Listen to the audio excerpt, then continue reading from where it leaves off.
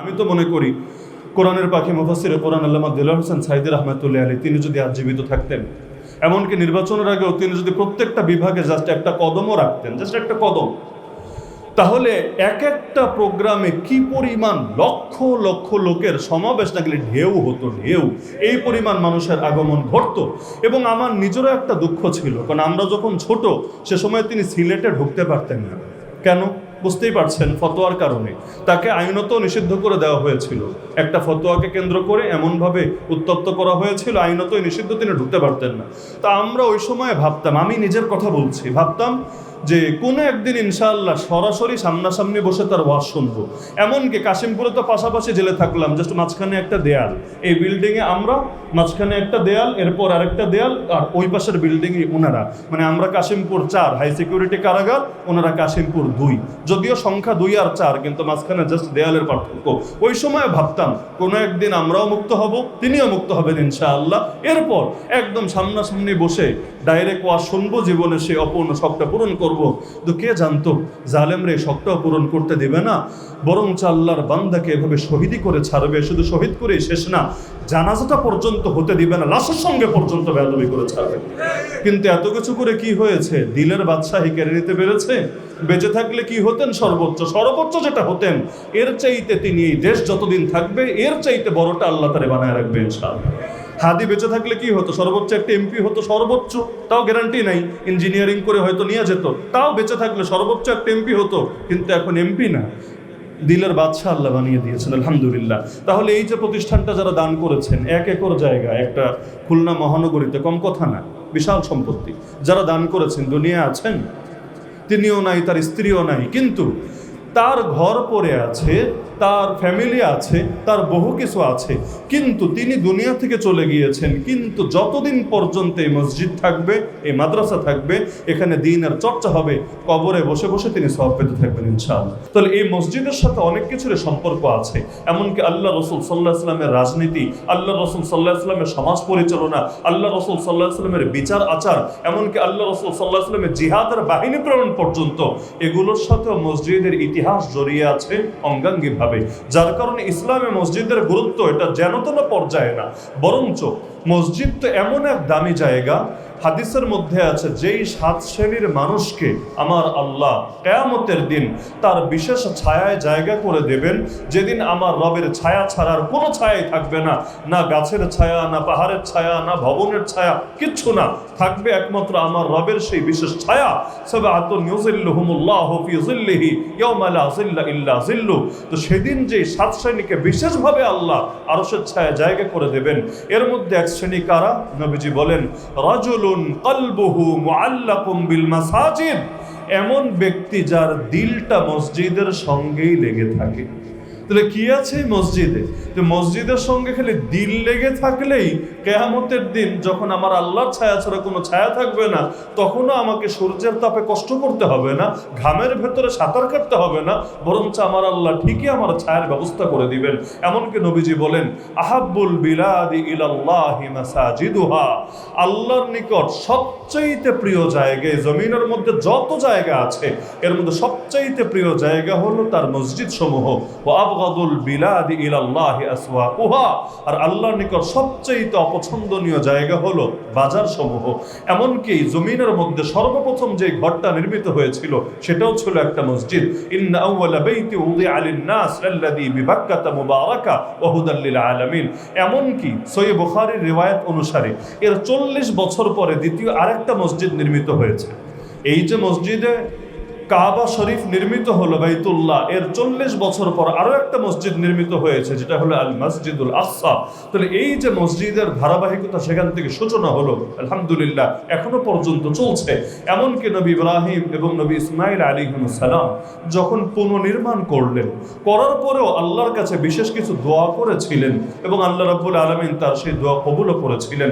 এমনকি আমার নবীকে আল্লাহ যাতে প্রেরণ করেন বিশেষ কিছু দায়িত্ব দিয়ে, এই দোয়াটাও কিন্তু নবী ইব্রাহিম আলাইহিস সালাম করেছিলেন এই মসজিদের খেদমত করার পরে। প্রথমে দোয়া করেছেন, রব্বানা তাকাব্বাল মিন্না ইন্নাকা আনতাস সামিউল আলিম। হ্যাঁ আমাদের রব, আমল তো একটা করলাম, কিন্তু আপনি কবুল না করলে আমলের কোনো দাম নাই। হ্যাঁ আমাদের রব, আপনি আগে আমলটা কবুল করেন, আপনি সব শোনেন, সব জানেন। ওয়াতুব আলাইনা ইন্নাকা আনতাত তাওয়াবুর রহিম। আমাদের তওবা কবুল করেন, আমাদেরকে মাফ করে দেন, আপনি তওবা কবুলকারী, আপনি চির দয়ালু। প্রথম বিষয় হলো, মুসলিম সমাজে মূলত মসজিদ ভিত্তিক সমাজ।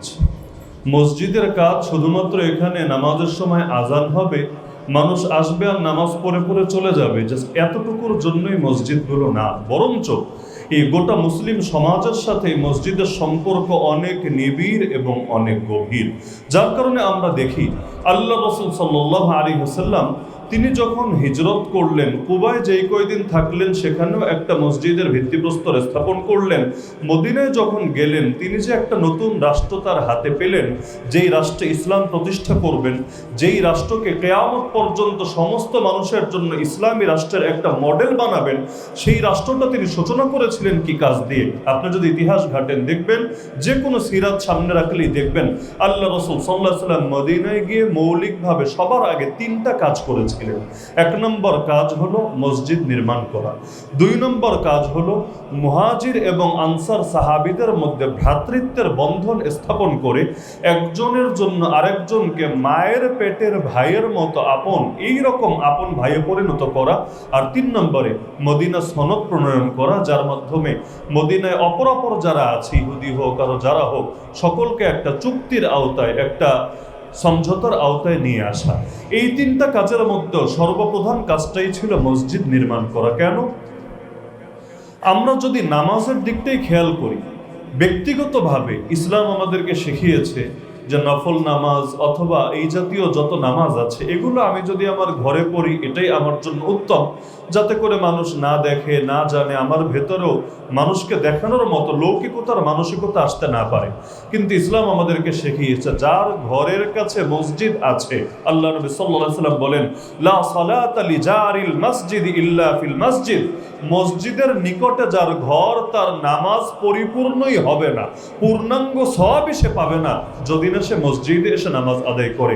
তাহলে প্রতিদিন 5টা টাইমে, তাও ভিন্ন ভিন্ন টাইমে, একদম দিন শুরু হওয়ার আগ থেকে রাত পর্যন্ত, এই ভিন্ন ভিন্ন টাইমে 5 বার মুসলমানরা আসবে, পরস্পর দেখা সাক্ষাৎ হবে, সালাম কালাম হবে, তাদের ভেতরে মিল মহব্বত তৈরি হবে। জুমার দিন সমস্ত মসজিদে জুম্মা হবে না, বরং কিছু মসজিদ থাকবে জামে মসজিদ। জামে মানেই হলো একত্রকারী, আরো প্রচুর পরিমাণ মানুষকে একত্র করবে। 10টা 20টা পাঞ্জেগানা মসজিদের মুসল্লি এসে বড় একটা জামে মসজিদে এসে জামাতের সঙ্গে নামাজ আদায় করবে। আর বছরে 2 বার 2 ঈদের দিন, যদিও বাংলাদেশে 2 ঈদের চাইতে আরো অনেক বেশি ঈদ আছে, কিন্তু নামাজ তো মানুষ দুটোতেই পড়ে থাকে। তো এখন এই ঈদুল ফিতর এবং ঈদুল আজহার দিন মানুষ আসবে, এবং আরো অনেক পরিমাণ মানুষ যারা বিভিন্ন জামে মসজিদে নামাজ পড়ে, তারা এসে একসঙ্গে পারস্পরিক দেখা সাক্ষাৎ হবে। এই যে পারস্পরিক দেখা সাক্ষাৎ হবে, সালাম কালাম হবে, এর দ্বারাই মুসলমানদের মধ্যে মিল মহব্বত ধীরে ধীরে বাড়তে থাকবে।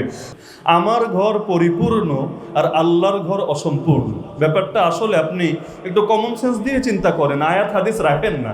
আমাদের ঘর পরিপূর্ণ, আল্লাহর ঘর অসম্পূর্ণ। হ্যাঁ, যদি এমন হতো সবাই কষ্টে আছি, ঠিক ছিল। যেমন নবীর মসজিদে কি ছিল? ওই খেজুর গাছের ডালপালা দিয়ে সেখানে বেড়া দিতে হয়েছিল। কেন?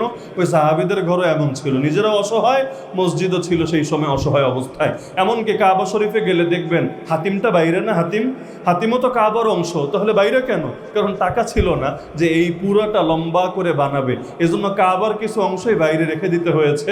যদি আমাদের মতো মানুষদের ভাগ্য ভালো এই কারণে। কেন? কাবার ভেতর ঢুকে তো আর নামাজ পড়ার কপাল হবে না, কিন্তু একটু অংশ বাইরে থাকার কারণে যদি সুযোগ পাওয়া যায়, হাতিমে গিয়ে 2 রাকাত নামাজ পড়ারও তৌফিক হয়, আলহামদুলিল্লাহ। হাতিমের নামাজ না, হাতিমের নামাজ কাবার ভেতরে ঢুকে পড়ার নামাজ। তো আল্লাহ তাআলা আমাদের সুযোগ করে দিলেন, আলহামদুলিল্লাহ। তো এখন সেখানে তো সমস্যা ছিল আর্থিক সীমাবদ্ধতা, কিন্তু আমার সামনে যারা আছেন, কারো ঘর কি এরকম অসম্পূর্ণ পড়ে আছে বছরের পর বছর, তাহলে মসজিদ কি এভাবে পড়ে থাকবে না পুরো হবে? আপনারাই বলেন, পড়ে থাকবে না পুরো হবে? পুরো করবেন কে? করবেন আল্লাহ, আমরা হব জাস্ট ওসিলা। করবেন আল্লাহ, আমরা হব জাস্ট ওসিলা। এই ওসিলা হতে কে কে রাজি আছে?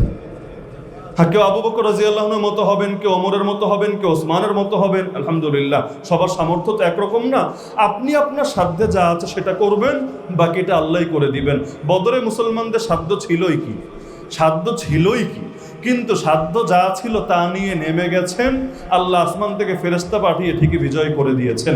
কারবালার মাঠে, গতকাল তো আশুরার বয়ান আপনারাও করেছেন বা শুনেছেন জুমার দিন, কারবালার ময়দানে হুসাইনের ছিলই কি রাদিয়াল্লাহু তাআলা আনহু? চাইলে তো বিন জিয়াদের সাথে একটা বোঝাপড়া সমঝোতা করেই নিতে পারতেন, চাইলে তো মাথা ঝুঁকিয়ে দিতেই পারতেন, কিন্তু সাধ্যে যা ছিল তা নিয়ে লড়াই করে গিয়েছেন। যদিও দুনিয়ার বিবেচনায় রাজত্ব পান নাই, গদি পান নাই, ক্ষমতা পান নাই, তাতে কি কিয়ামত পর্যন্ত খালি মুসলমান না, সমস্ত মানুষের হৃদয়ের বাদশা হয়ে গিয়েছেন।